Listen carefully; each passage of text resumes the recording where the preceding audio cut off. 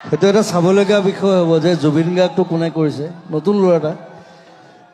তাক মই 5 দিন ষ্টুডিঅ'ত ৰাখি ল'লোঁ।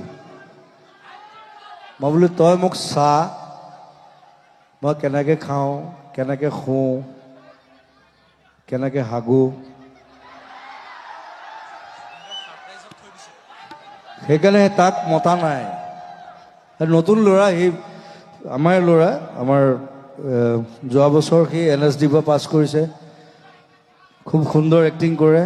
চ' সি মোৰ লগত থাকি ল'লে 5 দিন। মই বোলো চা, মই 20 বছৰ চোফাত শুইছোঁ, এতিয়া সি মোৰ ষ্টুডিঅ'ত আছে, মোৰ শুবলৈ জেগা আছে, মই তাক শুবলৈ দিয়া নাই। কিন্তু মই বোলো তই চোফাত শুব লাগিব, মাটিত শুব লাগিব, মই যেনেকৈ আছিলোঁ তেনেকৈ থাকিব লাগিব, মই যেনেকৈ এনেকৈ খজুৱাই থাকোঁ সেইটো কৰিব লাগিব।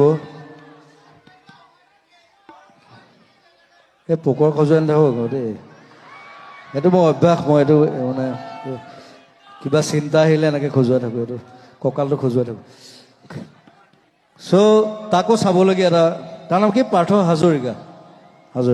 ইজ এ নাইচ এক্টৰ আৰু বিৰাট ধুনীয়া কৰিছে বুলি শুনিছোঁ।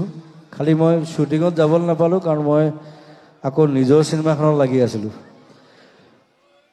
চ' গৰিমা লাগি আছে, গৰিমাই ভালকৈ কৈছে, বঢ়িয়াই কৰিছে। চ' চবে চাবলৈ আহিব। 23 মে'ত আমি একেলগে হললৈ যাম। ভাইমন দা।